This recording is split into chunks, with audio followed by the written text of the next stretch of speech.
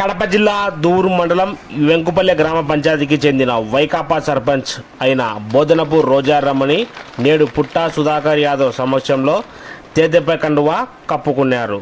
సర్పంచ్, వారి కుటుంబ సభ్యులు మరియు వారి అనుచర వర్గం సుమారు 60 కుటుంబాలు తేదెపై పార్టీలో చేరారు. అనంతరం వెంకుపల్లె, ఏకుపల్లె గ్రామాలలో బాబు షూరిటీ భవిష్యత్తుకు గ్యారంటీ కార్యక్రమంలో భాగంగా ప్రతి ఇంటికి వెళ్లి తేదెపై మేనిఫెస్టోలందు సూపర్ 6 గల పథకాలను ప్రజలకు వివరించి తమ అమూల్యమైన ఓటు వేసి గెలిపించాలని కోరారు. పుట్టా సుధాకర్ యాదవ్ మండల అధ్యక్షులు బోరెడ్డి వెంకటరమారెడ్డి పెద్ద ఎత్తున తేదెపై నాయకులు, కార్యకర్తలు పాల్గొన్నారు. వెంకుపల్లె పంచాయతీలో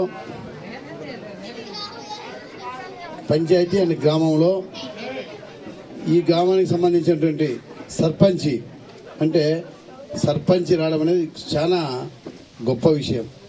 ఆ సర్పంచి ప్లస్ వాళ్ళ అనుచరులందరూ ఈరోజు తెలుగుదేశం పార్టీలో చేరినందుకు వారికి కృతజ్ఞత, అభినందన తెలియజేసుకుంటున్నా. అదే రకంగా ఈ కార్యక్రమానికి వచ్చినటువంటి మన తెలుగుదేశం పార్టీ కార్యకర్తలకు, వేదిక పైన ఉన్న పెద్దలకు, పాత్రికేయులకు అందరికీ నమస్కారం.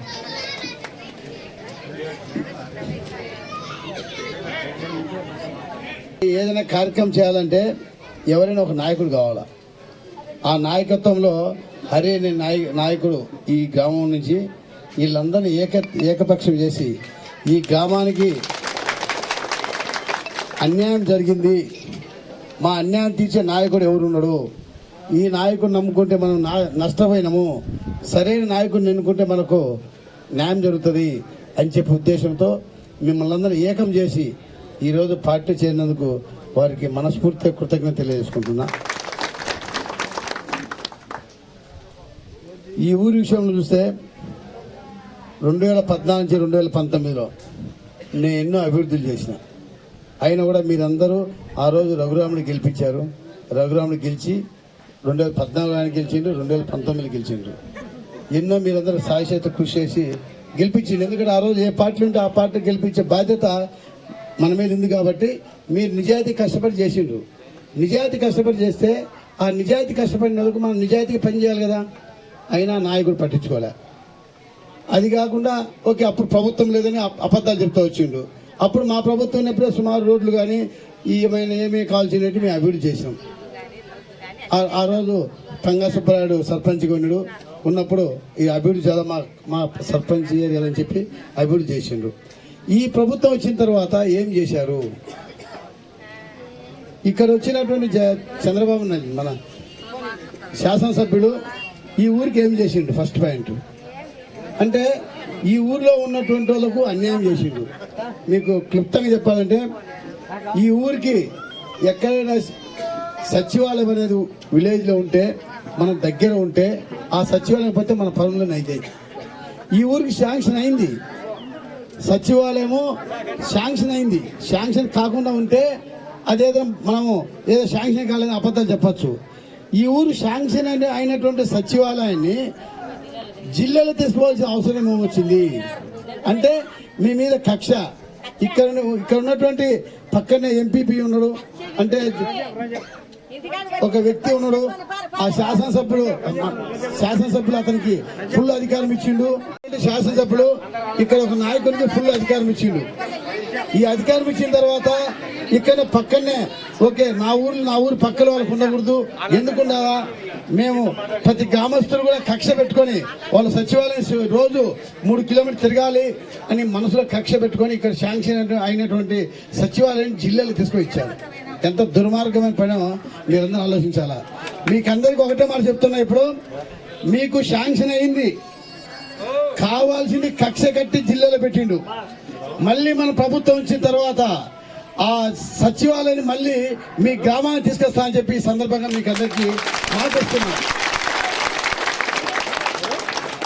మళ్ళీ ఇదే ప్లేస్ కు ఈ గ్రామ పంచాయతీకే తీసుకొచ్చి మీకు సచివాలయం కట్టిస్తా అని చెప్పి కూడా ఈ సందర్భంగా మీకు తెలియజేసుకుంటున్నా. తర్వాత ఇంకా ఇక్కడ ఉన్నటువంటి నాయకులు బెదిరింపులు, మాట్లాడితే కేసులు పెట్టడం, దౌర్జన్యం, అరాచకాలు, ఇవన్నీ భయపడి మనమందరం 3 కిలోమీటర్లు నడుస్తూ ఉన్న 5 సంవత్సరాలు అనుభవించినాం. ఆ అనుభవం ఇంకా జరగకుండా ఖచ్చితంగా మీకు మన ప్రభుత్వం ఖచ్చితంగా కట్టిస్తా చెప్పి మళ్ళీ మళ్ళీ మీకు తెలియజేసుకుంటున్నా. సర్పంచ్ గారు పార్టీలో చేరినారంటే ఆ ఊర్లో ఎంతో అన్యాయం జరిగింటేనే వాళ్ళకు బాధ కలిగి పార్టీలో చేరింది. ఖచ్చితంగా వారి సమస్యలన్నీ నా దృష్టికి తీసుకొచ్చారు నాగభూషణ్ గారు. ఖచ్చితంగా ఈ సమస్యలన్నీ ఖచ్చితంగా నెరవేరుస్తా. నేను ఏంటంటే రాజకీయంకి వచ్చింది ఏదో మాయమాటలు చెప్పి బెదిరించి పనులు చేయాలని రావడంలే, మీకోసం ప్రజల కోసం ప్రజల సేవ చేయాలనే ఉద్దేశంతో రాజకీయానికి వచ్చిన. మీరందరూ కూడా ఈరోజు నన్ను ఆశీర్వదించేందుకు మీకు అందరికీ కూడా కృతజ్ఞత తెలియజేసుకుంటున్నాను. ఇక్కడ రైతాంగం ఉంది, అయితే ఇక్కడ అందరు కేసీ కెనాల్ కింద రైతులు ఉండరు. ఇక్కడ ఆ రైతులకు 98,000 ఎకరాలు మన నియోజకవర్గంలో కేసీ కెనాల్ ఉంది. ఆ రైతాంగానికి కృష్ణా వాటర్ వస్తే ఒక్కసారి పంట పండించుకోవచ్చు, రెండోసారి పంట పండించే అధికారం ఉండదు, మనకు నీళ్ళు చాలవు. అదే రాజోలు ఆనకట్ట కడితే ఖచ్చితంగా మనకు ఇరగాలు పండించవచ్చు, అంటే రైతులందరూ బాగుపడతారు అని ఆ రోజు 2008లో రాజశేఖర రెడ్డి శిలాపథకం వేసిండు. అప్పుడు రైతాంగం మనం సంతోషించారు, అయ్యో శిలాపథకం వేసినారు కదా, మనకు ఖచ్చితంగా రాజోలు ఆనకట్ట కడితే ఇరగారు పంట పండిస్తే మేము బాగుపడతామని. ఆయన శిలాపథకం వేసిండు, నిలబెట్టేసిండు. ఈ జగన్మోహన్ రెడ్డి వచ్చిండు 2019లోనే. అందరూ లాస్ట్ ఎండింగ్లో శిలాపథకం వేస్తారు, ఈయన వచ్చిన దక్ష శిలాపథకం వేసిండు. అందరూ అనుకున్నాం ఖచ్చితంగా శిలాపథకం వేసిండు, ఖచ్చితంగా వర్కులు చేస్తారని. ఆల్రెడీ వర్క్ కూడా అలాట్ చేసిండు. టెండర్ పిలిచారు, రాజోలు ఆనకట్ట అతను లిఫ్ట్ స్కీమ్ అని చెప్పేసి కుందు నదిలో ఉన్నటువంటి ఎలర్జీ చేయాలని చెప్పి టెండర్ పిలిచారు. రాజోలు ఆనకట్ట కట్టలా, ఆ తర్వాత లిఫ్ట్ చేసిన కట్టలా. ఇసుక మాత్రం కుందు నది ఇసుక మాత్రం తోలుకునేకి మాత్రం ఇష్టారాజ్యం తోలుకున్నారు. ఇక్కడనే మనకు పక్కన కుందు నది ఉంది. కుందు నది ఉంటే మనకి ఎంత 1 కిలోమీటర్ దూరం ఉంది. 1 కిలోమీటర్ దూరం తీసుకొచ్చుకుంటే మనకు ఇసుక తీసుకొచ్చేకి మనకు హక్కు లేదు. ఒక నాయకుడు అతను పర్మిషన్ ఉంటేనే ఒక ట్రాక్టర్ ఇసుక తీసుకోవాలి, ఒక బండి ఎత్తులు ఇసుక తీసుకొచ్చుకోవాలని కూడా. ఎంత దుర్మార్గమయ్యా ఈ రాజకీయానికి, ఎంత మీరు అర్థం చేసుకోవాలా ఈ నాయకులు.